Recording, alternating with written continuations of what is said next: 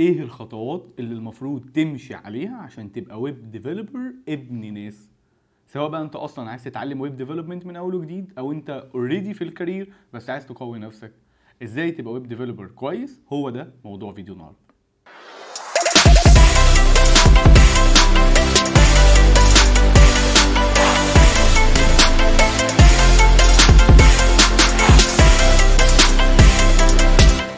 خلينا الاول نبدا بالفرونت اند. لو انت عايز تبقى فرونت اند ديفلوبر المفروض اول حاجه تبدا بيها هي ال HTML. وانت بتتعلم HTML نصيحه مني، افهم صح. يعني افهم كل تاج ده ليه ولازمته ايه، ومحركات البحث بتشوفه ازاي، وايه تاثير التاج ده على محركات البحث. دي نقطه مهمه جدا وهتفرق معاك كتير. بعد كده الخطوه الجايه هي ال CSS، ان احنا نتعلم CSS. ال CSS برضو فيها نقطه مهمه جدا، لازم تبقى فاهم كل بروبرتي موجوده في ال CSS لازمتها ايه وايه المشكله اللي بتحلها. يعني مثلا البوكس سايزنج حلت انهي مشكله، الميديا كويري حلت انهي مشكله، الفليكس بوكس اللي احنا كنا بنقدر نعمله ما كناش بنعرف نعمله بالفليكس بوكس بقينا بنقدر نعمله بالفليكس بوكس. اوكي طيب، ستيب 3 بقى ان انت تتعلم ريسبونسيف ديزاين. يعني ايه ريسبونسيف ديزاين وليه احنا بنحتاجه، ايه البريك بوينتس اللي هنشتغل عليها، وهكذا. خلصت دول ندخل على الخطوه الرابعه وهي ان انت تتعلم البوت ستراب. في حاجات كتير شبه البوت ستراب زي فاونديشن او ماترلايز وهكذا، بس انا بريكومند جدا البوت ستراب لان الماركت كله بوت ستراب والكوميونتي بتاع البوت ستراب هي اكتر واحده فيهم. خلصنا الاربع خطوات دول، هنيجي لاهم خطوه في الكارير بتاعنا، هي الجافا سكريبت.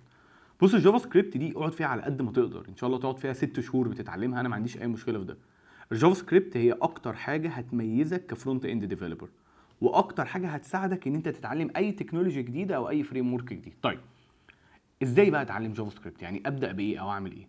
بص الجافا سكريبت دي اتعلمها في 5 خطوات. اول خطوه ان انت تتعلم البيزكس بتاع البروجرامينج بالجافا سكريبت، الكونديشنز واللوبس والفانكشنز والحاجات ديت كلها. الخطوه الثانيه ودي اهم خطوه، ان انت تقعد تشتغل كتير بروبلم سولفنج بالجافا سكريبت. يعني تقعد تحل في مسائل، تحل في افكار بعيدا عن الويب وبعيدا عن اي حاجه. هتلاقي دماغك بتشتغل، ايديك كتير بتاخد على الكود في الجافا سكريبت، ودي حاجه حلوه جدا. الخطوه الثالثه ابدا اتعلم الدوم والبوم في الجافا سكريبت. الخطوه الرابعه ودي مهمه جدا ان انت تتعلم الاكما سكريبت 6، ايه الحاجات الجديده اللي نزلت ونزلت ليه وهتفرق معانا في ايه.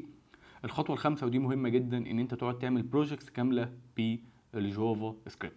حلو جدا. طيب بعد كده تبدا تتعلم حاجه اسمها ساس، دي مهمه جدا جدا دلوقتي. بعد كده بقى نيجي للوحش، ان احنا المفروض نختار فريم ورك من 3 اللي هو الفيو دوت جي اس والرياكت دوت جي اس والانجلر. نختار انهي واحد من دول؟ الاول خلينا نتفق انت لازم تختار واحد من دول، وانت مش هتعرف تشتغل فرونت اند كويس الا لو انت معاك واحد من دول. انا مش هقول مين احسن ومين اوحش، انا هقول 2 كومنتس صغيرين. الكومنت الاولاني، لو انت الشركه اللي انت هتشتغل فيها ASP.NET او انت ناوي تشتغل فول ستاك ويبقى الباك اند بتاعك ASP.NET، يبقى انا بريكومند ان انت تتعلم انجلر.